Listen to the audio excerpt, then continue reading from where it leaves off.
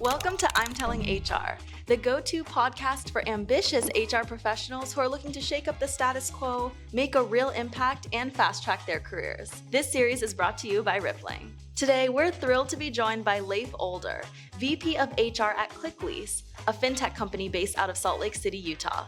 Now, Leif's journey into HR has been anything but typical. With over 15 years of experience in homelessness, housing, and mental health nonprofits across Australia and the US, he brings a deeply human lens to the workplace. And his pivot into HR shows just how powerful having a diverse leadership background can be. In today's episode, we're tackling the challenge that every company is facing right now: employee attrition.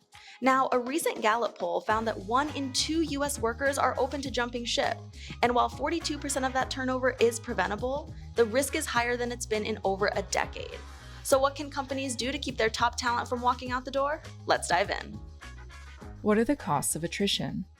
There are the tangible costs, but then it's the knowledge loss, the ramp up time, but then it's also some of those hidden costs that it's the other team members who are absorbing potentially duties. It's a lot of those hidden variables that impact the team and the mood of the company. So your current employee retention and your burnout level, but then like your company reputation. It's the knowledge loss. I mean, that is really, really difficult to put a number to and to calculate that. And if you experience a high level of attrition in your company, that's a pretty hard leak to also restore that type of institutional knowledge. That is invaluable. So making sure you take care of your people, that you have good practices internally for knowledge transfer, that's really, really critical. What are early warning signs that an employee might leave? The immediate flags I look for are just the disengagement, right? If any of us are feeling dissatisfied, underappreciated, unrecognized, unchallenged, there's so many different ways we could go with this, but we're going to start pulling back. We're going to start retracting from. And the first space I look at is level of engagement, of communication with immediate team members, with an immediate supervisor, and responsiveness there. I know quiet quitting has been a topic for quite some time, but those are some of the signals that I look for is that somebody is going to be less vocal. They're going to be more absent. And that has to come from both sides, right? Like if somebody's withdrawing on either side, from a coaching side, from a leadership side, or from the teammate side, from the employee side, then we need to be keenly aware of that. And if we don't have relationships, it's hard to be attuned to that. And everything comes back to communication and relationships. The leaders need to have that wherewithal. They need to have that level of emotional intelligence to recognize when and where to be able to have that conversation. What makes a standout manager, and how do you empower managers to look for these warning signs? Leadership development is one of the most important practices in companies that often gets overlooked. We're still growing into it. We don't have a full-blown L&D team or anything that's available across the entire company. So managers. So here we talk about the difference between managers and leaders.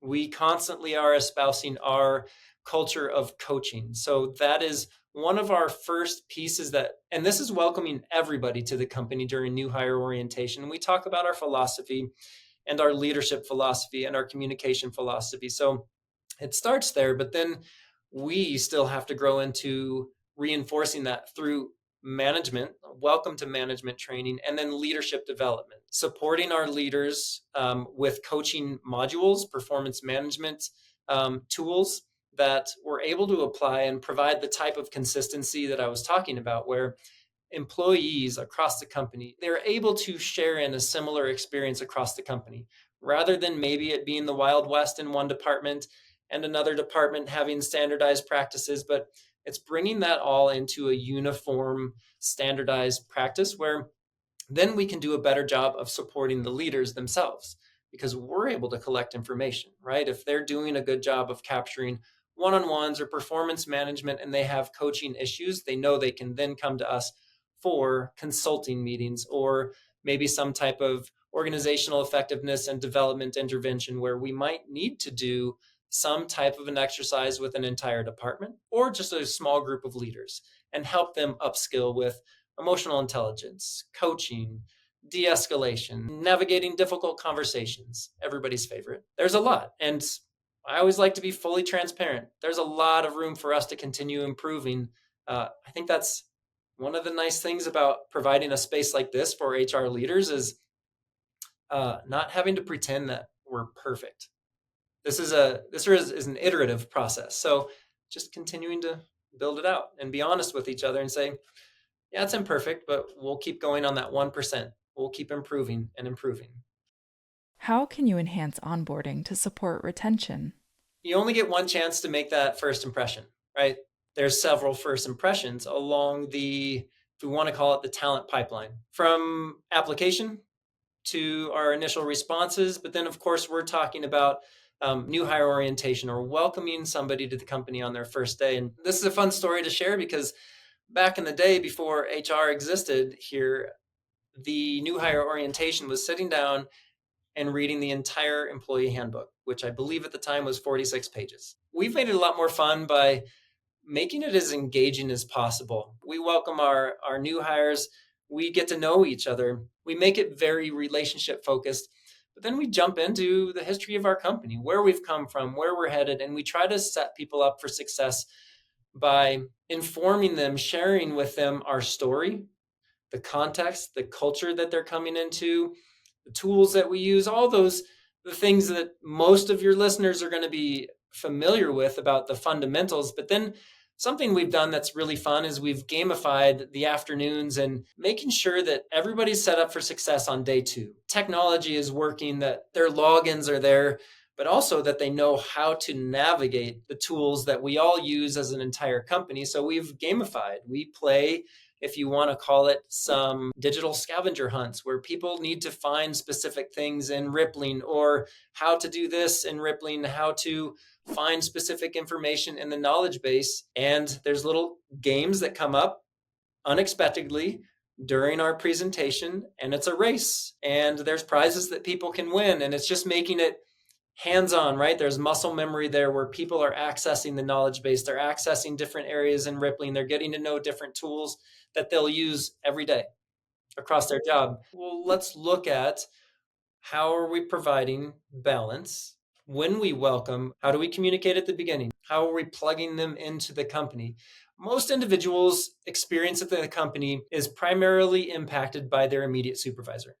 With new hire orientation, how do we set them up for success in their role with the tools they need and the information or access to information that they need to carry out their day-to-day functions? How do we onboard them after new hire orientation? How are we plugging them in with their peer network or a buddy system? And then supporting on the other side, we were talking about welcome to management. How are we supporting our leaders to implement systems that are providing ongoing certainty? So coaching, one-on-one, if they can start focusing on career development, talent management, career pathing, that's where HR can have a huge, huge fingerprint on everything across every organization.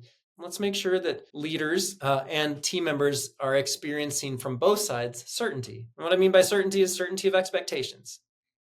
Hey, this is what we expect you to do in your job, right? Let's define those metrics. And then both individuals have easier conversations during one-on-ones if there's certainty there. There's no unspokens. There's no mind reading.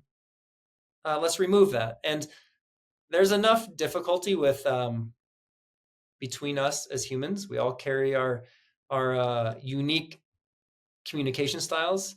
It comes from our family culture, the culture we come from, like our economic background, our education, our employment background, and all of the life experiences that make each of us unique. Well, communication is complex enough. So let's remove some of the things that are controllables, right? And then the nuances of being human become a little easier to navigate.